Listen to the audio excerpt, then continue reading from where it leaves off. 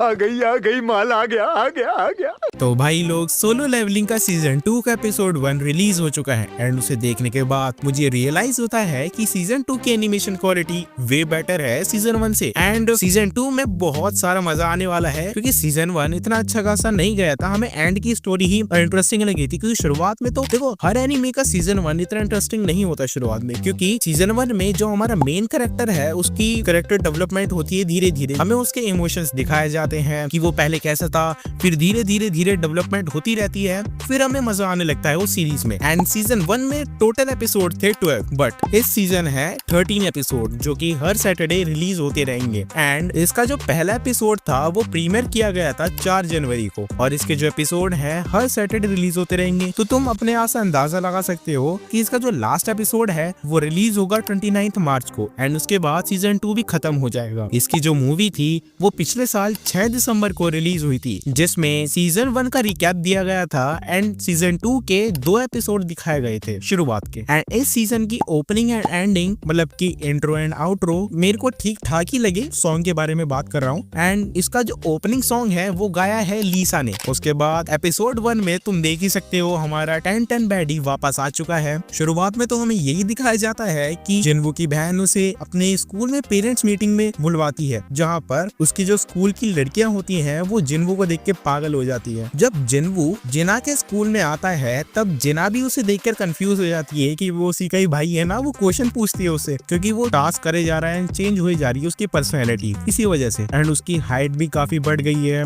Muscles growth भी हो गई है। देखो, मैंने इसकी मांगा तो पढ़ी नहीं है, लेकिन मेरे को पता चला है कि इसमें एपिसोड 1 में टोटल 6 चैप्टर कवर हुए हैं, जिसमें कि इन्होंने बहुत सारे सीन हटा दिए हैं। जैसे कि जब जिन्वू जिना के स्कूल आता है पेरेंट्स मीटिंग में, उससे पहले वो बैंक जाता है शायद से अपने पैसे सबमिट कराने या फिर निकलवाने। तो उसका जो अमाउंट होता है वो 1.6 बिलियन का होता है, जो कि जो कैशियर होता है वो देख के चौंक जाता है कि इतना पैसा क्या करता है। बट वही है, मैंने इतनी मांगा तो पड़ी नहीं है, जो जानकारी थी वो मैंने तुम्हें बता दी। बाकी रिकैप, शुरुआत में तो रिकैप ही दिया जाता है एंड इतने एक्शन सीन्स भी नहीं है, एंड में ही दिखाया जाता है हमारे मेन कैरेक्टर का जलवा। तो बाकी रिकैप में तो यही दिखाया जाता है कि हमारे मेन कैरेक्टर को मिल चुका है एलिक्सिर ऑफ लाइफ, जिससे किसी भी बीमारी को ठीक करा जा सकता है। और शायद से जिन्वू इसका यूज अपनी मम्मी के अगेंस्ट करेगा, क्योंकि उसकी मम्मी बीमार है एंड वो इसी वजह से ही हंटर बना था। इसी एपिसोड में जिना की टीचर जिन्वू से कहती है कि वो जिना की दोस्त जो कि एक ए रैंक की हंटर है उसे समझाए कि हंटर बनना बहुत ही मुश्किल काम है एंड वो इसे छोड़ दे। तो फिर वही सीन चेंज होता है, तो जिन्वू उसके पास जाता है एंड उन दोनों को एक मिशन मिलता है। तो वो एक पोर्टल के अंदर जाते हैं साथ में।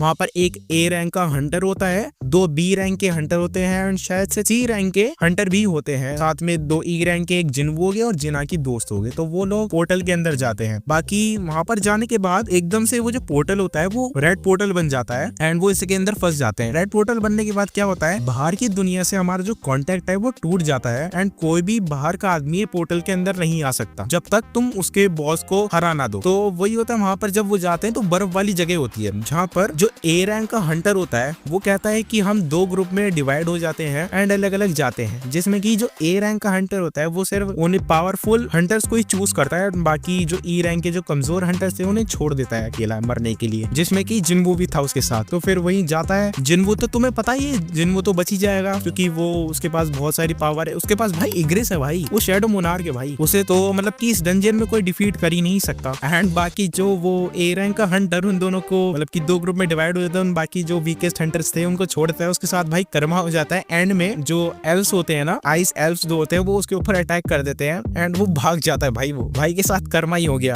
एंड एपिसोड के एंड में जो विलन दिखाया जाता है आइस एल्व्स का लीडर, वो इस एपिसोड का मतलब कि इस पोर्टल का मेन विलन है। बाकी तुम्हें कैसा लगा ये एपिसोड 1 कमेंट में जरूर बताना। वीडियो अच्छी लगी हो तो वीडियो को लाइक करना, चैनल पर न्यू हो तो चैनल को सब्सक्राइब कर देना। मैं मिलता हूँ तुमसे अगली वीडियो में, तब तक के लिए गुड बाय।